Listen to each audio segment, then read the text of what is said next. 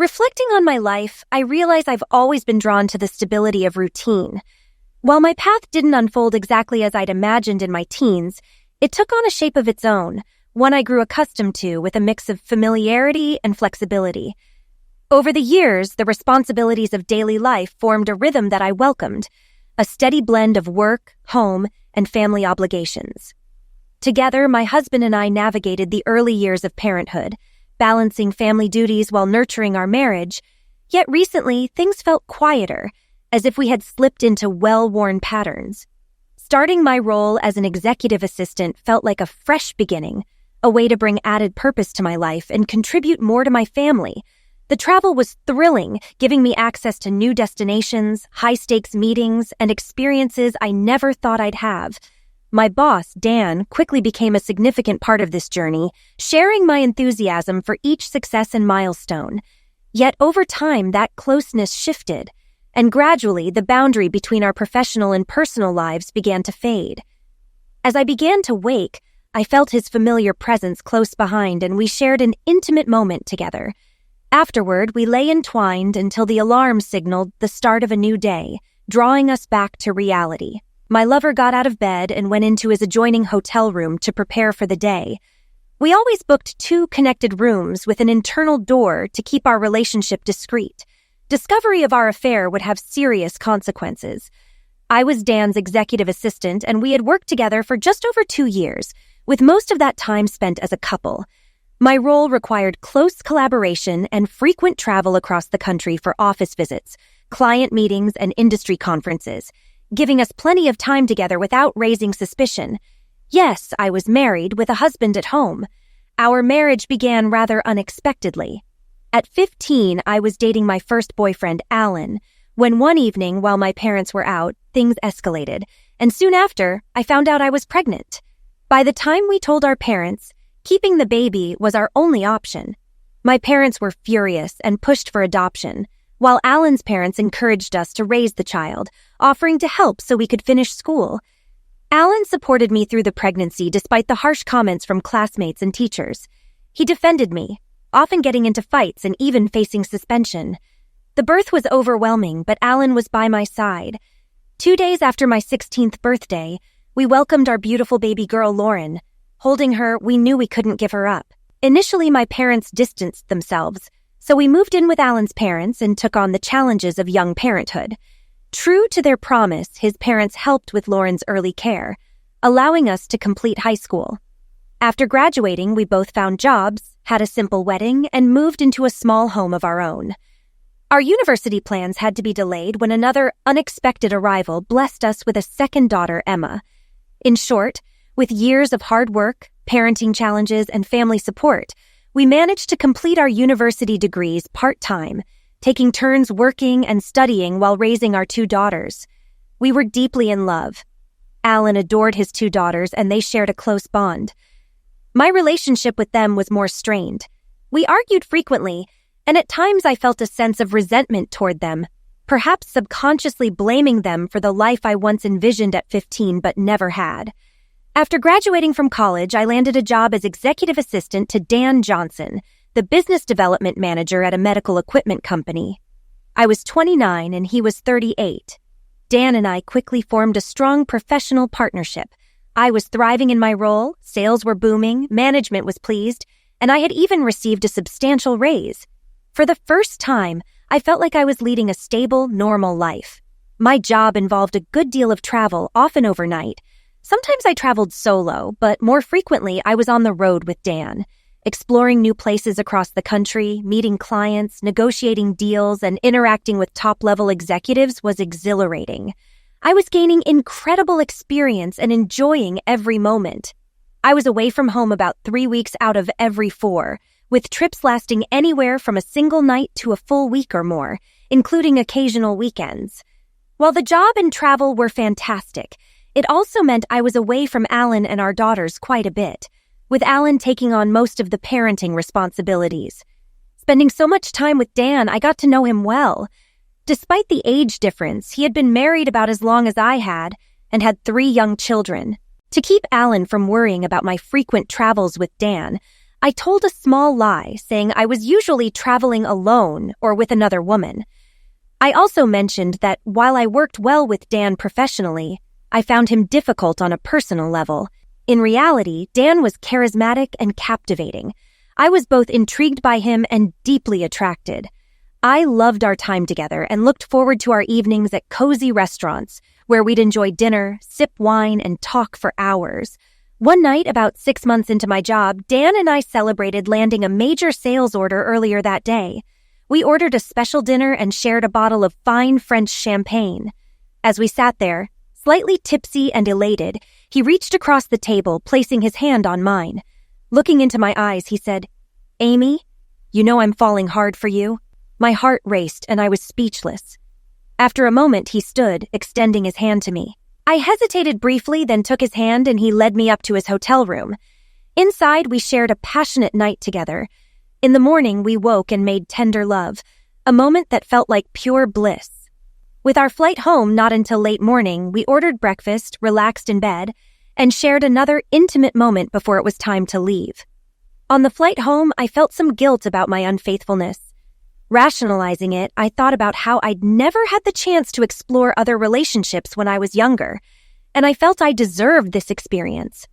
Besides, part of me blamed my husband for neglecting me, especially since our intimate life hadn't fully recovered from the difficult early years of our marriage. I suddenly realized I'd been so absorbed with Dan the night before that I forgot to call Emma and wish her a happy birthday. She had just turned 11 and was growing up so fast. Looking over at Dan beside me on the plane, he smiled and squeezed my hand. Despite knowing it was wrong, I knew I was deeply drawn to him. When I arrived home, guilt hit me hard. Alan was thrilled to see me after a week apart, but I pulled away from his hugs and kisses. Later that night, when he tried to be intimate, I put him off, saying I was too tired. In truth, I was exhausted and sore from the night with Dan. It was the first time I'd ever turned Alan down. 18 months have now passed, and my relationship with Dan is as intense as ever.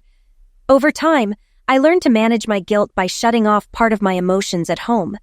I didn't realize then how much I was emotionally distancing myself from Alan and my daughters. My thoughts were always on Dan and when we could be together again. Lying became second nature, and eventually I felt less guilty. I had fallen deeply for Dan and occasionally considered leaving Alan to be with him. We even joked about it while lying together, though we knew it would be a major decision with painful consequences, especially for our children. As our company expanded, we traveled more often. Sometimes, when no work trips were scheduled, we'd arrange a fake overnight business trip to stay at a hotel in a nearby city. We also took occasional mini vacations for anniversaries and birthdays, disguised as conferences at far-off locations, often in lovely beach resorts where a real conference provided our alibi.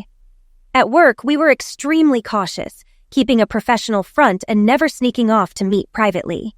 We scheduled lunches at different times, arrived and left separately, and kept any one-on-one contact strictly hidden.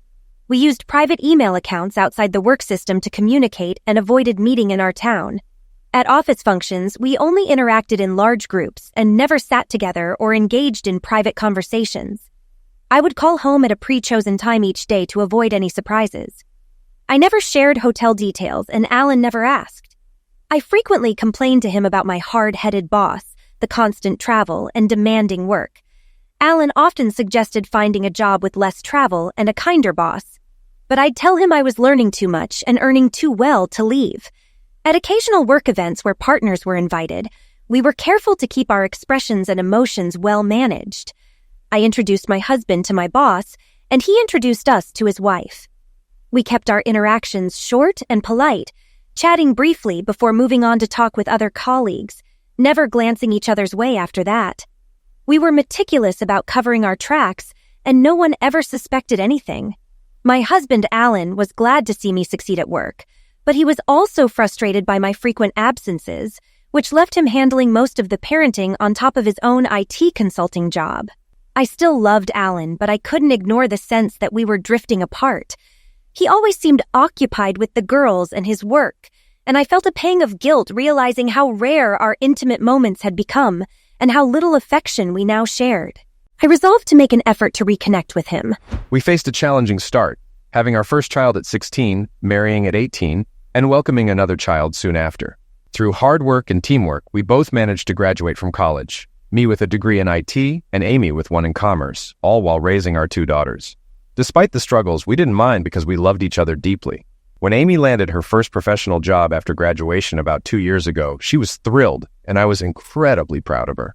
Finally, we both had stable, well-paying careers, setting us up to enjoy a more balanced life together. Initially, I fully supported her career, but I began to feel frustrated by the long hours and travel her job demanded.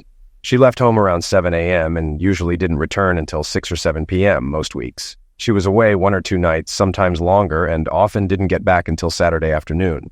When she was home during the week, she either worked after dinner or zoned out in front of the TV. Saturdays, she'd sleep in and then go shopping. Sundays, she'd spend the morning at the gym and then meet her friends for brunch. She was usually too exhausted for any evening plans with me. We didn't spend much quality time as a family. She always seemed too busy to take vacation time, so the girls and I often went on holidays without her. I noticed changes in her personality. The loving wife and mother I knew was becoming distant, often irritable, and more self-absorbed. Our intimate life had become lackluster, and I found myself feeling increasingly frustrated and annoyed. Whenever I tried to discuss it with her, she dismissed my concerns. She'd say it was all in my head, or that she was just tired from working hard for us, and that our intimate life was fine. I was worried about where things were heading. At the end of her first year on the job, I was invited to join her at the staff Christmas party at the CEO's home. There, I met her boss, Dan, and his wife for the first time. We had a polite, brief conversation before they moved on to mingle. Amy guided me to others and started chatting with her coworkers. Later, it suddenly struck me as a bit odd. Amy's boss seemed like a friendly, if somewhat reserved, person, not the tough character she had described. Dan's wife was also very pleasant. Given that Amy was his executive assistant, I'd expected a more engaging conversation than just a polite exchange. I could sense Amy was a bit tense. She tended to talk quickly when nervous, which was a tell. I found it strange for her to be nervous around her boss, considering how closely they worked together. Though I trusted her completely, I filed that thought away for later reflection. Over the next year, I was extremely busy as I decided to start my own IT consultancy. On top of that, I was raising our daughters almost entirely on my own. So, I set most of my concerns about Amy aside.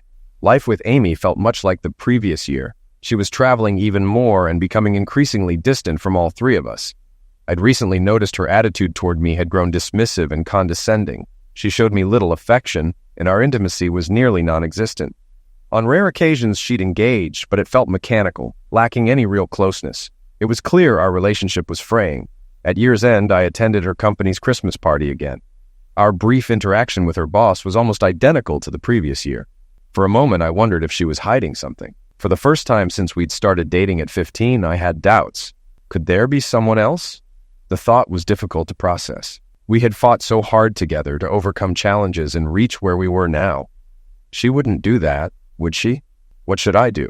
I didn't go to extremes like hiring a private investigator or checking her computer, but I started watching her more closely. I didn't find anything out of place. Either it was all in my mind, or she was exceptionally skilled at covering her tracks. Still, things weren't right between us, but I was too busy to dwell on it.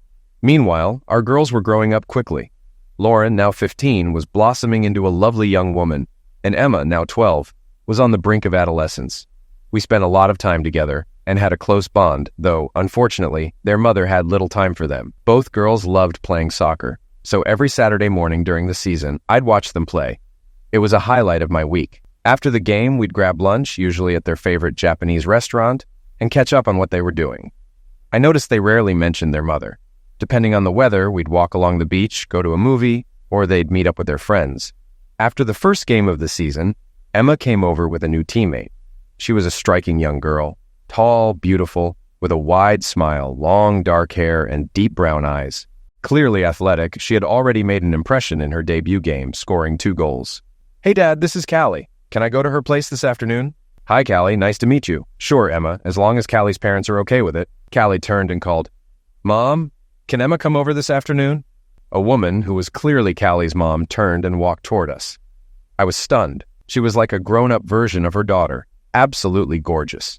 She introduced herself as Sophie, and she agreed to Emma coming over that afternoon. We chatted a bit, though I'm not sure what I even said. I realized I was babbling a bit. After they left, my daughters burst into laughter at my obvious embarrassment. That evening, Emma told me more about Sophie. Apparently, she was a single mom. Callie's dad had passed away in a car accident 3 years ago, and she was now raising Callie and her younger brother Tom, who was 11. The single mom details certainly caught my attention. The following Saturday, as Lauren and I watched Emma's soccer game, Sophie came over with her son and asked if they could watch with us. I had prepared myself this time and was determined to act more composed. We chatted during the game, and Sophie mentioned that she'd recently moved to town for a new job and didn't know many people yet. She expressed happiness that Callie and Emma had become friends, and complimented Emma on her good manners. After the game, Emma asked if Callie could come over to our place. I replied that it would be fine with me as long as it was okay with Sophie, who agreed that it was. I then invited Callie to join us for lunch, asking if she liked sushi. Callie responded enthusiastically that she loved it. I added that it was settled, and in the spur of the moment, suggested that they all join us for lunch. Sophie thanked me but declined, saying she didn't want to intrude on our family. Feeling a bit disappointed, I then heard Lauren encourage Sophie to join us, saying it would be lovely to have her company and that she would appreciate another woman to talk to, assuring Sophie that she wouldn't be intruding. After considering, Sophie looked at me and said that she'd love to join us if I was sure it was no trouble. I nodded and managed a response, likely somewhat incoherent once again. As we turned to head toward our cars, Lauren smirked at me, gave a big wink, and smiled. Lunch turned out to be a great success. The 4 girls especially ended up talking together for nearly 2 hours. I think Tom enjoyed having another male around, and we chatted a bit about computers and football. At one point, I overheard Sophie casually ask my daughters if their mom ever came to watch their soccer games. Lauren's response caught me off guard. No, never. She doesn't show much interest in us. She's more focused on her job and herself. Dad's our mom, too. He's the one who takes care of us. Sophie glanced at me with a curious look. For the rest of the soccer season, it became a routine to have lunch together after each game. Emma and Callie grew closer, often alternating between our houses afterward and sometimes even after school. Occasionally, Tom would come over with his sister, though he preferred spending time with me. We'd tinker with computers, kick a soccer ball around, or go biking. I noticed that Lauren began visiting Sophie, and the two of them would often go shopping together, stopping for coffee and girl talk. I also observed that my daughters never mentioned Sophie to their mom, nor did I. Sophie and I were becoming good friends, too. Since I was practically a single parent like her, helping each other out made things easier. After the soccer season ended, Saturday afternoons increasingly became time when our kids would head out on their own to visit friends or go on outings. With my wife rarely around, I was mostly free, so Sophie and I often spent that time together, going for walks, having a casual lunch, or watching a movie. I found myself looking forward to these meetings and realized I was developing feelings for her, though we never crossed the line into anything beyond friendship. One day over coffee, I thanked Sophie for spending girl time with Lauren. You know, she never stops talking about you when she gets home. Sophie this and Sophie that, I laughed. Sophie laughed too, saying, well, Tom's the same after visiting you. Alan this and Alan that. Honestly, he needs a male role model in his life, so I really appreciate you spending time with him. Then, she suddenly added, forgive me for being direct, Alan, but it's pretty clear things aren't all that great between you and your wife. We had always avoided discussing Amy, so her comment caught me off guard. I sat there in silence for about 30 seconds, realizing it was an issue I had avoided for a long time. The truth is, Sophie, if it weren't for the girls, I probably would have left long ago. Things have been bad for several years. I've tried to talk to her repeatedly, but I just hit a brick wall. Our marriage was tough from the start. I'm sure Lauren told you how Amy and I ended up getting married. Yes, and she actually feels a bit responsible for your situation.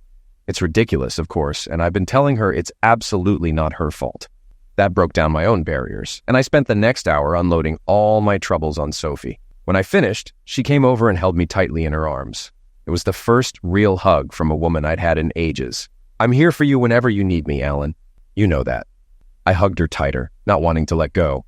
Not long after, as another year was wrapping up, Amy's annual staff Christmas party arrived once more. My reintroduction to her boss went much like the past 2 years, but this time I was on high alert. Though Amy and her boss seemed more relaxed around each other, something felt off. I was definitely growing suspicious. Later in the evening, Amy excused herself to use the restroom. A minute later, I noticed her boss casually making his way upstairs as well. I decided to follow and looked around for her. She wasn't in the restroom, so I searched through the large house. Just as I was about to pass a slightly ajar bedroom door, I heard her voice inside say, "Merry Christmas, my darling." A man's voice replied, "Merry Christmas, my love." Peeking through the crack, I saw Amy and her boss locked in a long, passionate kiss, their hands all over each other. In shock, I quickly stepped back. I returned downstairs reeling and contemplated my next move. Beyond anger, I felt empty. I'm not one to confront immediately, so I calmed myself down, deciding instead to investigate and plan. A bit later, Amy returned, looking a little flushed, and spent the rest of the night pretending to be my devoted wife. I played along as if nothing had happened. By New Year's, while Amy was asleep, I'd managed to access her phone and laptop. Amy should have known better. Leaving incriminating evidence on her personal computer, even if well hidden, isn't wise when her husband's profession involves computer security. My worst fears were confirmed. In her work, personal, and secret email accounts, I found a damning trail of evidence. Amy had been in a long-term, intense affair with her boss that had begun over 2 years ago. There were graphic photos and videos of them together, underscoring the depth of her betrayal. Their emails even hinted at discussions about leaving their respective partners to be together. While Amy seemed interested, her lover appeared more hesitant. I realized I'd been a naive, oblivious husband. I installed hidden surveillance software on both her phone and laptop, allowing me to monitor her every electronic and physical move remotely, if needed. My marriage was clearly over, and my priority now was keeping custody of my daughters and securing my business and finances. After the new year, I consulted a divorce lawyer who explained that divorces are no fault, meaning I couldn't file based on adultery. However, regarding custody, she explained that once children turn 14, they can choose which parent they want to live with. She also helped develop a strategy to protect my company in the divorce settlement. With Emma turning 14 in 6 months, I decided I could bear living with Amy until then, giving me time to prepare. I would have to keep everything secret from her to make it work. I told Sophie what I'd uncovered, and she broke down in tears. I was surprised. I'd thought I'd be the one needing comfort. I held her, and she tearfully revealed that her late husband had died in a car accident with his secretary, with whom she later found out he'd been having an affair, making the loss even more painful. Once she calmed down, we discussed my plan to leave Amy, and Sophie just smiled knowingly. To begin, I persuaded Amy that since we were both earning well, we should sell our small house and rent a larger one while searching for our dream home, using the equity as a down payment. She agreed easily, and our house sold quickly. We rented a nearby place, with the lease in my name only for a 6-month term. Sharing a bed with Amy was unbearable, and when we moved, I used a bad cold as an excuse to sleep in the spare room to avoid spreading it. I simply never moved back, and she didn't mention it. Maybe she didn't notice, or maybe she preferred it that way. Next, I confided in my dad and had him set up a new IT company with him as the official owner and myself as the sole employee. I then closed my company and began operating through his. Everything was going according to plan until one day, Lauren approached me looking nervous and frightened. My immediate thought, with a pang of déjà vu, was that she might be pregnant, just like her mom had been. "Dad, this is really hard to tell you, but Mom is having an affair with her boss." I was shocked that she knew, and found myself at a loss for words. "Really? Why do you think that?" "Well, shortly after we moved in here, Emma and I went back to the old house to pick up something she'd forgotten. Mom and her boss were there." "That's unusual, but it doesn't necessarily mean anything." "They were being intimate on the floor in the living room." Once I got over the initial shock, I replied, "I know about the affair, Lauren. I've known for a while. Then why don't you do something about it?" "Did Emma see them too?" "Yes." I called Emma, who had been listening nearby, and she came into the room, looking embarrassed. I hugged them both, understanding how difficult it must have been for them to witness, especially for Emma. "Can you both keep a very big secret?" They nodded. "I'm planning to leave your mother soon. I'm just waiting until Emma turns 14, so you can both legally decide where you want to live." "With you!" they both shouted together. "It won't be easy keeping this secret, but we can't let your mother suspect anything until then." They shared a conspiratorial smile. Afterward, I asked Sophie to have a heart-to-heart with Lauren. Now that Lauren had her first boyfriend, I didn't want her to follow in her mother's footsteps. Fortunately, Amy wasn't around often, so we could handle her occasional presence and keep our plans secret. We enjoyed ourselves even more when she was away, knowing that the end was near. We were spending more and more time with Sophie and her kids, often sharing meals at each other's homes or going out together. One Friday afternoon, while my wife was supposedly at a conference for the weekend, but was actually with her boss at a hotel, Lauren announced, "Dad, I'm babysitting for Sophie tonight." "Oh, really? What's she doing?" "She's going on a dinner date with a guy at Brasserie Paris, that fancy French place downtown." I immediately felt a wave of jealousy and tried unsuccessfully to hide it. Lauren looked at me with a mix of pity and amusement. "She's going out with you, Dad. It's time you both had a real date. I made the reservation already, so go on. Just call her and ask her properly," she said, handing me my phone. "What if she doesn't want to go on a date with me? We're just friends after all. I don't want to make her feel uncomfortable." "How you managed to get through college is beyond me. Just call her." So I did, and Sophie sounded absolutely thrilled and accepted right away. Somehow I got the feeling this wasn't a surprise to her. That evening, it took me 3 attempts before my daughters were satisfied that I was dressed well enough for dinner. As I was about to leave, Callie and Tom arrived. Seeing my questioning look, Lauren said, "Oh, I forgot to mention, they're staying over tonight, so don't worry about coming home late, or even at all if you'd prefer." She smiled and handed me an already packed overnight bag. Clearly, our children had worked together on this plan. When I arrived, Sophie greeted me at the door. Oh my God. She was wearing a fitted black cocktail dress with a plunging neckline and high heels. The dress hugged every curve of her athletic figure. Her 34C chest, free of any bra, created an alluring effect, with 2 enticing points visible. Her long black hair was swept to one side in a loose braid. "Well, say something, Alan. I'm speechless." "You like?" she asked, doing a little twirl.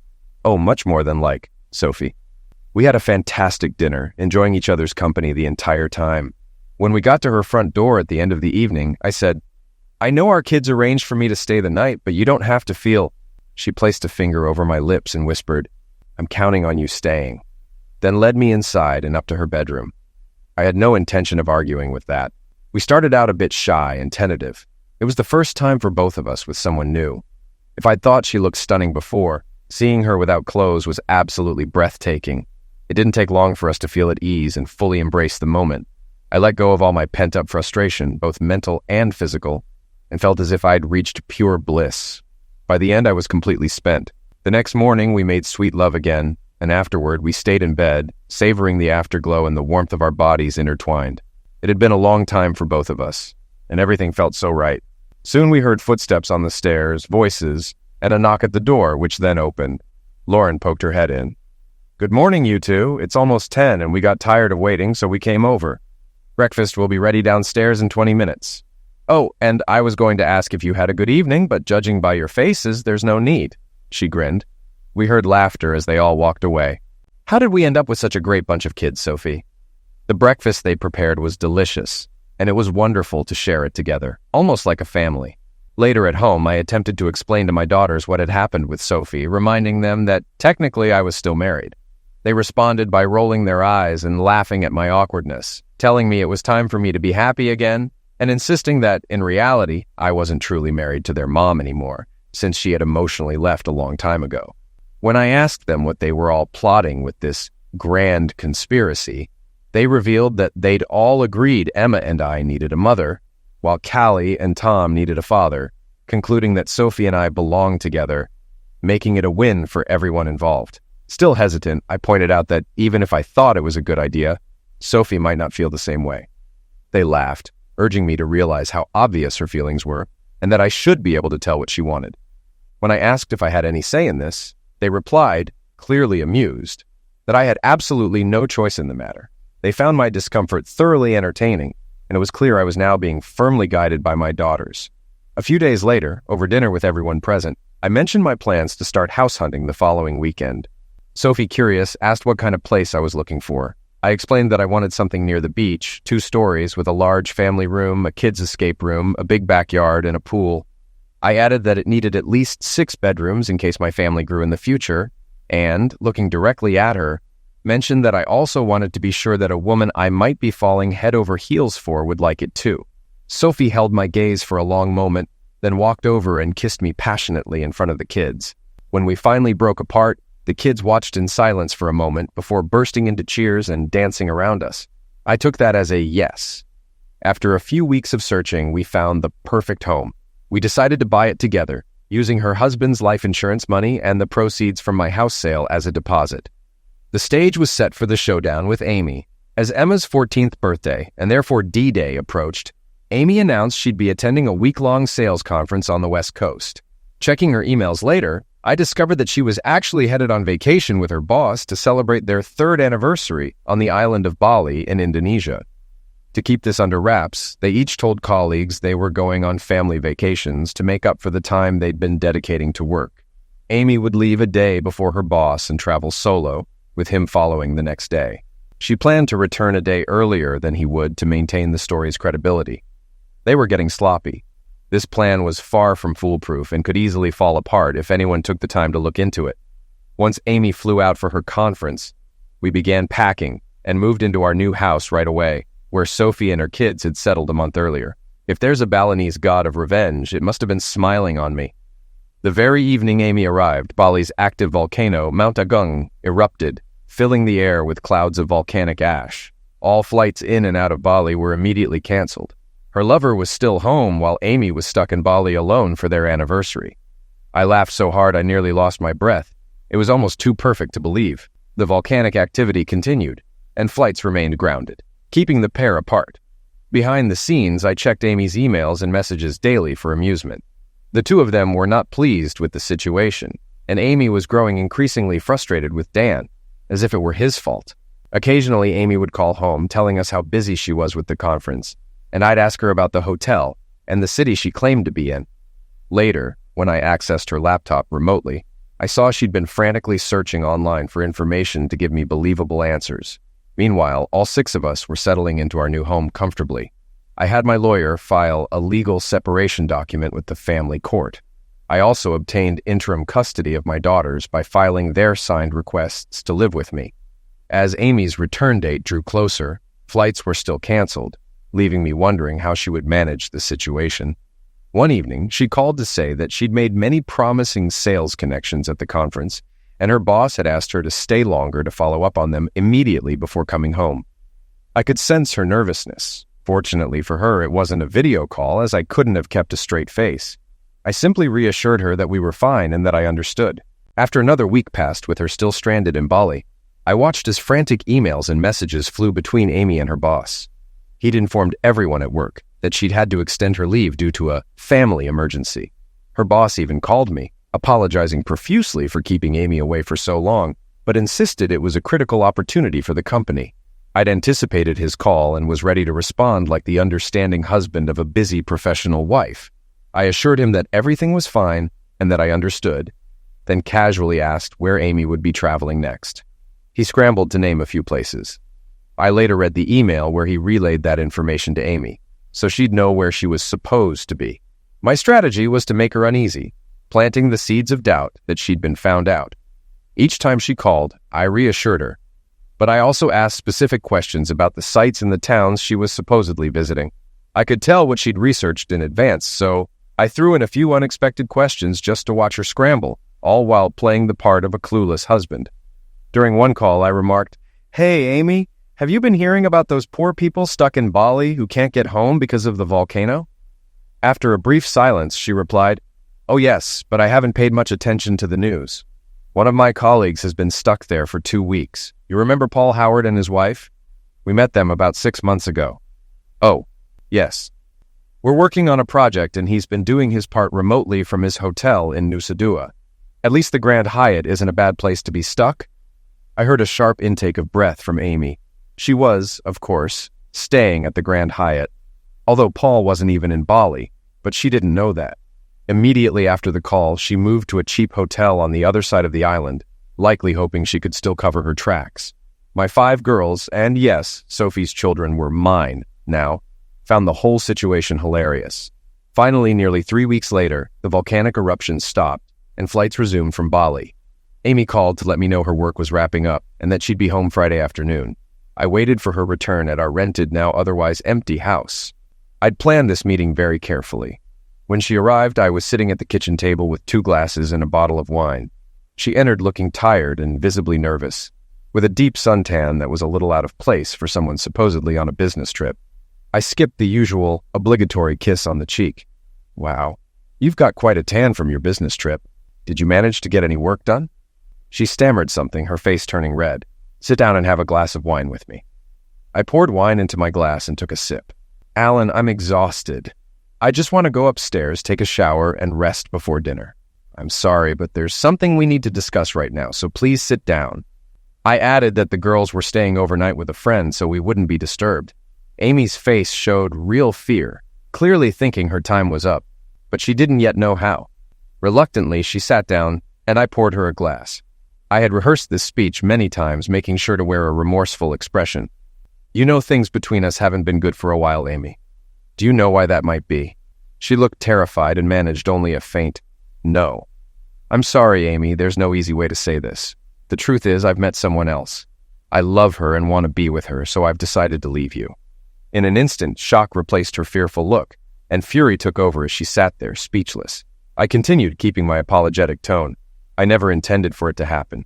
You were away so much. I guess I just felt lonely. How dare you do this to me, Alan, after all I've done for you? She spat out, her voice dripping with anger, going on with accusations. I sat quietly, maintaining a sorrowful look as she ranted for a solid 5 minutes. I can see you're very upset, and I understand. There's no point in discussing this further now. I'll come back tomorrow afternoon around 4 so we can talk more. There's a lot we need to work out. I left, ignoring her angry texts and voicemails that followed. When I arrived home, everyone was eager to know how it had gone. Even better than expected, I replied. We had pizza for dinner and watched a movie together. The girls turned off their phones to avoid their mother, though I reminded them they couldn't cut contact with her altogether. Why hadn't I confronted her about the affair? Because leaving her this way would be far more painful. That night, Sophie and I shared tender love, and every worry and bit of tension seemed to melt away. Amy who? The next afternoon, I arrived at the old house with a folder of paperwork. I was greeted by a still very angry Amy, accompanied by her best friend Claire, a lawyer I had never liked. I had seen old emails where Claire had encouraged Amy to continue the affair when Amy was feeling guilty and considering ending it. I sat down at the table across from them, ready to proceed. Claire took the lead, clearly opting for an aggressive approach. She launched into a lengthy tirade, calling me a terrible husband and praising Amy as a wonderful wife and mother. She accused me of taking advantage of Amy while she was away working hard for the family, insisting I should be begging for Amy's forgiveness. Claire warned that if I didn't reconcile, Amy would clean me out in the divorce, take custody of the girls, and I'd never see them again. Hypocritical as it was, they seemed to assume that if I'd known about Amy's affair with her boss, I would have already confronted it last night. I kept a sorrowful, apologetic, and slightly puzzled expression. Amy, I know this must be painful for you, but I admit I'm a little surprised at how angry you are. For quite a while, I haven't felt that you loved me anymore. You've been distant, both physically and emotionally, from our marriage for the last 3 years. That's complete nonsense, Alan. Of course, I've been here. Yes, I work a lot, which takes me away sometimes, but I do it for us. Well then, Amy, tell me, when was the last time we made love? Amy stayed silent. I can tell you it was 3 years ago. That's not true at all. We do have sex. Yes, very occasionally, but I was talking about making love. I even remember the exact time. 3 years ago, you were on a business trip and forgot to call Emma on her 11th birthday. She tried to reach you repeatedly that evening, but couldn't get hold of you. She was heartbroken. I remember it well because Emma's birthday was just 2 weeks ago, and while you were away again, you forgot to call her. It felt like the anniversary of something painful. She gave me a guilty look. After you returned from that trip 3 years ago, things between us were never the same. I've often wondered why. I could see from their expressions that I'd struck a chord. They both looked uncomfortable and exchanged uneasy glances. After all, Amy, we've been sleeping in separate bedrooms for about 6 months now. That hasn't seemed to bother you. I can't even remember the last time we went out together or took a vacation. It almost feels like you're taking your vacations at work. They both flinched. When you're home, you're not really here. Not with me and not with the girls either. I smiled inwardly as I saw them squirm. In any case, Amy, I'm sorry, but I'm moving forward. I hope we can make this separation as smooth as possible for the girls' sake. There's no chance for reconciliation. Who is she? Do I know her? You've met her daughter, Callie, Emma's best friend. Her mom, Sophie, and I met last year at Saturday soccer and became friends. Over time, our friendship grew into love. We've been in a relationship and recently decided to move in together. Before they could respond, I placed a large, organized folder on the table. I've prepared some documents for you. Tab A is a legal separation agreement I filed in court 2 weeks ago. Tab B is a divorce application for you to sign. The sooner you sign, the sooner we can move forward. Tab C outlines a proposed financial settlement. Tab D includes a new rental agreement for this house. The lease expires in 3 weeks, so if you wish to stay, you'll need to renew it in your name. Tab E includes all the utility contracts, with termination notices set for 3 weeks. You'll need to transfer these to your name if you want to stay. In Tab F, you'll find bank statements. I've taken 60% of the funds in our joint accounts. Credit cards in your name are now solely your responsibility. Lastly, Tab G is an interim custody and child support order. The girls have opted to live with me, so I have custody. Child support will be automatically deducted from your paycheck. Visitation access is flexible, so we can work out an arrangement. They were visibly stunned by how thoroughly prepared I was. Claire, unable to contain herself, sneered, "You've been plotting this for ages, haven't you? We're not going to let you get away with it. We'll take your company, the girls, and every cent you have." "Yes, I have been preparing since Christmas," I replied calmly. "At your staff Christmas party, Amy, I realized things were truly over, and it was time to act." I could see Amy struggling to remember what had happened that night. "So, selling the house to buy another was a sham then?" Claire said accusingly. I simply smiled. "As for taking everything, Claire, there's nothing to take. I closed my company months ago. I'm now employed by someone else. I bought a new house with Sophie after filing for separation, so it's not a marital asset. Since I have legal custody of the girls, I used 60% of the house sale funds to purchase our new home. So, honestly, I don't see what you can do here, Claire. And as for custody, state law allows children over 14 to choose where they want to live, and they chose me. You're really a lowlife, Alan. I bet you poisoned the girls against Amy." "I wouldn't do that. I'm not that kind of person. Even if I wanted to influence them, I didn't need to. Amy has done that herself by neglecting them these past 3 years. Amy, if you want to rebuild a strong relationship with them, you'll need to work at it. Their well-being depends on a healthy bond with their mother." Claire argued that Amy hadn't neglected the girls and insisted she was a good mother. I countered that the girls didn't see it that way, pointing out that she had been practically absent from their lives for years.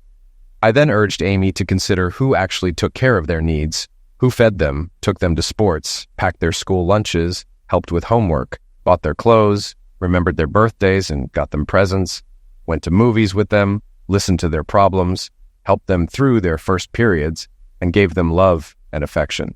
I left the question open, and Amy fell silent, visibly struggling to process it all. I then informed her that the girls had asked if she'd meet them for brunch the next morning at 10 a.m. at the beachside cafe. I admitted it was my suggestion, as they weren't especially eager to see her. I asked if I should let them know she agreed. Amy simply nodded. I left them and returned home to my family. The girls reported back the next day that Amy spent the entire time bad-mouthing me and demanding they come live with her. In the end, they excused themselves to go to the restroom and quietly slipped out instead. I couldn't understand why she wanted to reconcile. She hadn't cared about me in years. Perhaps I'd just been a convenient babysitter and housekeeper. It was a complete shock when Alan told me he was leaving me for someone else. How could he? I thought he loved me. Even though I tried a few times to talk about reconciliation, he wasn't interested. And our only interaction was when picking up or dropping off our daughters for visits. The girls were openly hostile, and time spent with them was uncomfortable. When I dropped them off, they'd run happily to their new stepmother and hug her, clearly intending to frustrate me. Eventually, I told them not to visit until they truly wanted to. I had always envisioned my life continuing as it was, with my lover for my enjoyment while Alan took care of me at home. The shock of Alan actually leaving was devastating. Over the following months, I realized that while his decision was surprising, it shouldn't have been. Alan was right. In many ways, I'd been absent as a wife. I'd poured nearly all my affection, emotional closeness, and intimacy into Dan over the last 3 years, leaving very little for Alan. The real surprise was that he'd stayed as long as he had. Unable to afford the rent on the house along with child support, I had to move into a small, old apartment. I spent my nights alone, watching TV and eating takeout. Dan's attitude changed too after Alan left me. Suddenly, he was often too busy with his family to spend much time with me, even though I was now single and available. More and more, he sent me on business trips alone, saying I could handle clients by myself. When we were together, the emotional connection felt gone, and we just ended up having sex. But it wasn't fulfilling anymore. About 6 months after my marriage ended, Dan announced he was taking a job in another city with a new company. Tearfully, I told him never to contact me again. I quickly became a divorced woman. I couldn't help but think of that Joni Mitchell line, Don't it always seem to go that you don't know what you've got till it's gone? Foolishly, I'd thought I could have it all. It didn't help that Alan was now with a beautiful woman who was so kind that I couldn't even hate her. He looked so happy with his new partner, the same way he'd looked with me when we were young parents, struggling together but deeply in love. I remembered how we used to face every hardship together and come out strong. How had I let that fall apart? My daughters seemed much happier too, treating Sophie as a mother figure rather than me. I had become just an unwelcome reminder of their past, someone they felt obligated to see occasionally. That hurt deeply. I think I hit rock bottom when I started complaining to my daughters about my situation. Lauren looked at me with a cold stare, remarking that I had essentially tossed Dad aside. I admitted to her that I hadn't been a perfect wife and may have neglected them, but pointed out that he was the one who had left me for another woman. Lauren, however, corrected me, explaining that he had left because I'd been having an affair with my boss for 3 years. The horror on my face said it all. I felt completely ashamed. Alan had known the whole time but had chosen to stay silent. My life was in shambles. I realized I had truly thrown away a wonderful husband and nearly lost my daughters. True to his word, Alan had encouraged the girls to keep in contact with me, reminding me that I had a lot of work ahead to repair our relationship. Gradually, the girls began visiting of their own accord and even stayed the night sometimes. One evening, as I dropped the girls off at their new home, I asked Alan if we could have a brief talk, and he walked with me to the car. I turned to him and told him I'd learned from Lauren that he had known about Dan and me. Apologizing, I admitted he had been a good husband who didn't deserve what I'd done. I confessed that I had acted selfishly and got what I deserved. Alan simply nodded. I then asked why he hadn't told me he knew, wondering if he could have stopped me before it was too late to save our marriage. He explained that by the time he had found out, it was already too late. Curious, I asked him when he'd first discovered it. Alan revealed that he'd caught me sneaking away with Dan at the office Christmas party the previous year, and afterward had uncovered everything. I blushed deeply, feeling a wave of shame. Alan admitted that he'd been quite amused when I ended up stranded in Bali alone. Feeling miserable, I asked if he hated me and why he hadn't confronted me. He explained that he'd been angry but wanted me to feel his pain and experience some consequences. He told me he'd discovered that I hadn't been Dan's first assistant, noting that Dan had a pattern of capture and dump. Alan had decided the best punishment was to stay quiet and let events unfold. Knowing Dan's history, Alan figured that if the affair stayed hidden, Dan would string me along for a while before losing interest and eventually leaving me. Alan had worried that if he confronted me and the affair went public, Dan's wife might divorce him, leaving Dan free to be with me and avoid any consequences. He admitted, too, that he thought it would hurt me more if I thought he'd simply left for another woman. I have to admit, Alan, your plan worked flawlessly. You definitely got your revenge. My life has completely fallen apart. He replied, I suppose, looking back, I'm a little sorry you were hurt so badly. Just a bit, to be honest. You don't need to apologize. It was my fault. If you had done what I did, I'd have walked out on you, too. Looking back, I was swept up by the excitement and got dependent to it. I tried to stop early on, but by then I was too far gone. I became so obsessed with him and so focused on my own wants that I ignored you and the girls for a while. My anger's faded now, Amy, and I do forgive you. I'm more philosophical about it, I guess. After all, I wouldn't be with Sophie now if you hadn't cheated. I know, I said, and that's what hurts the most. Our marriage was hard from the beginning, Amy, so I don't think you're a terrible person. You made a serious mistake, yes, but he was very good at manipulation. You never got the chance to grow up normally, enjoy being a teen, and figure out who you truly wanted to spend your life with. You were ripe for the picking. And he took full advantage. You're probably right, Alan. But why did you have to tell the girls about him? That was just too cruel. No wonder they resented me. I didn't tell them, Amy. They told me. What? How? They went back to our old house unexpectedly and found you two in action in the living room. It was right after we moved our things out. At first I couldn't remember, but then it hit me with horror. What did they see? Pretty much everything, even Emma. Lauren gave me quite a vivid description of it. My body seemed to collapse under the weight of it, and I began to sob uncontrollably, oblivious to my surroundings. I don't know how long I cried, but I became aware of Alan's arms around me, holding me tightly as I buried my head in his chest. That familiar comfort only made me cry harder. I vaguely sensed being lifted and carried inside, then laid gently on the couch. I felt so awful. Everyone, including Alan's new partner Sophie, was being incredibly kind. She insisted I stay and calm down, then, once I'd recovered, insisted I join them for dinner. Sitting around the table with his new family, I saw how happy Alan looked. I realized just how badly I'd messed up. Later, as I walked out to my car, Alan put his hands on my shoulders. "Amy, I don't want you to keep punishing yourself like this. We both had a rough start in life, becoming parents and committing so young. When you think about it, it's actually amazing our marriage lasted 14 years. That's something we can both be proud of. And look at the positives. Our 2 mistakes gave us 2 amazing daughters who have grown into wonderful young women. That's a fantastic legacy from our marriage that no one can ever take away." "You're right about that, Alan. Speaking of mistakes, I should tell you I've made another one. Sophie is pregnant, so we're moving up the wedding. You certainly are mistake-prone. You're a good man and a great husband, Alan, better than I deserved. I do wish you all the best."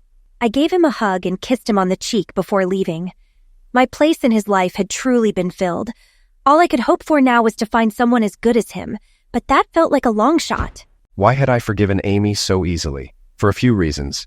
Hatred can consume you, leaving bitterness behind. She was also constantly reminded of her choices just by seeing me happy with Sophie. And though things had fallen apart, there was still a bond between us from the love we once shared. While I'd wanted to see Amy face consequences, my true revenge was aimed at her boss, Dan, the one who'd lured her away from me in the first place. I had managed to hack into Dan's computer by sending an email disguised to look like it came from Amy, embedded with a Trojan that gave me full access. I discovered he had been quietly and cleverly embezzling money from his old employer and was pulling the same scheme at his current job. I gathered all the evidence and sent it anonymously to both companies and to the police. With the undeniable evidence stacked against him, Dan pleaded guilty at his trial and received a 7-year prison sentence. His wife stood by him through the court process and visited him in prison with their children. Later, I met with her and showed her additional evidence of his numerous affairs. Furious, she decided on the spot to leave him. To complete my revenge, I visited Dan in prison. At first, he didn't recognize me. "Hi, Dan, we've actually met before. I'm Amy's ex-husband." "What the hell do you want, jerk?" "I'm here with some messages. First, from my former wife, Amy. She sends her regards and hopes you're enjoying the new home I personally helped arrange for you." "What?" "You know, you really should have hired someone to encrypt your computer. After hacking it, it took me only 15 minutes to find everything. I just couldn't resist passing it all along to the police." Once his anger simmered down, I continued. "By the way, I also paid a visit to your wife and shared the photos and videos I found of you and your girlfriends. She was extremely angry. She insisted we have a little revenge fling in your bed, and I couldn't say no. I have to wonder why she wasn't enough for you. She was quite wild." "That's a lie. She wanted me to share these with you." I laid out photos of us together in various intimate positions, though they had been cleverly faked with Photoshop, something he wouldn't know. She also had a message. "She'll never visit you here again, and you won't be seeing your children anymore." I referred her to my lawyer who's handling her divorce. His expression was priceless. Yes, revenge is indeed a dish best served cold.